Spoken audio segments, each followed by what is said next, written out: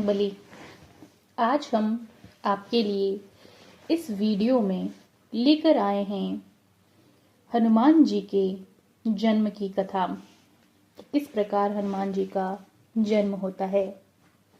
एक समय की बात है, भगवान इंद्र ऋषि दुर्वासा द्वारा आयोजित स्वर्ग में एक औपचारिक बैठक में भाग ले रहे थे। उस समय हर कोई एक गहन मंथन के अंदर डूबा हुआ था। पुंजिक स्थली नामक एक अप्सरा अनजाने में उस बैठक में विघ्न पैदा कर रही थी। तभी ऋषि दुर्वासा ने उसे ऐसा करने के लिए मना किया।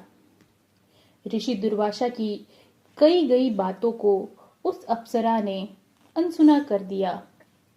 यह देखकर ऋषि दुर्वासा नाराज हो गए। तब ऋषि दुर्वासा ने उसे श्राप देते हुए कहा कि तुमने एक बंदर की तरह काम किया है, इसीलिए तुम उसी प्रकार एक बंदरिया बन जाओ। ऋषि दुर्वासा के इस श्राप को सुनकर अप्सरा को अपनी गलती का एहसास हुआ और वो उनसे रोते रोते माफी मांगने लगी। अप्सरा ने ऋषि दुर्वासा से कहा कि हे ऋषि, आप मुझे माफ कर दीजिए। मैं आपको परेशान करने के लिए यह काम नहीं कर रही थी। मुझे इस बात का तनिक भी अंदाजा नहीं था कि मेरी ऐसी मूर्खता से मुझे ऐसा परिणाम मिल जाएगा। ऋषि दुर्वासा ने उसकी यह विनती को देखकर अप्सरा से कहा कि प्रिय, तुम रो मत। अगले जन्म में तुम एक भगवान से शादी करोगी, लेकिन वह एक बंदर होगा और तुम्हारा जो पुत्र होगा वह बंदर ही होगा, जो बहुत ही शक्तिशाली होगा और भगवान श्री राम का परम भक्त होगा। यह सुनकर पुंजक स्थली ने ऋषि दुर्वासा को नमस्कार किया और श्राप को स्वीकार करके चली गई। तब माता अंजना का जन्म बंदर भगवान विराज से हुआ। जब माता अंजना विवाह योग्य हो गई, तब उनकी शादी बंदर भगवान केसरी से हुई थी।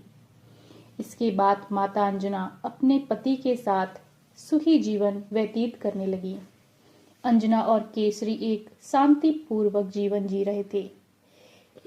एक दिन शंखबल नामक जंगली हाथी ने अपना नियंत्रण खो दिया और हंगामा खड़ा कर दिया, और उस हंगामे में कई लोगों की जान चली गई। कितने ऋषि इस वजह से अपना अनुष्ठान पूरा नहीं कर पाए। भगवान केसरी ने अपने प्रिय हाथी को जब मार डाला तो वो बहुत शोक में डूब गए। यह देखकर संतों ने उन्हें यह वरदान दिया कि तुम्हारे घर एक बच्चा जन्म लेगा जो बहुत ही शक्तिशाली और हवा की शक्ति के गति के बराबर होगा। तब इस प्रकार भगवान केसरी के घर में हनुमान जी का जन्म हुआ, और यही उनके जन्म की पावन कहानी है, और उन्हें अंजनी पुत्र, पवन पुत्र के नाम से जाना जाता है। जय बजरंगबली।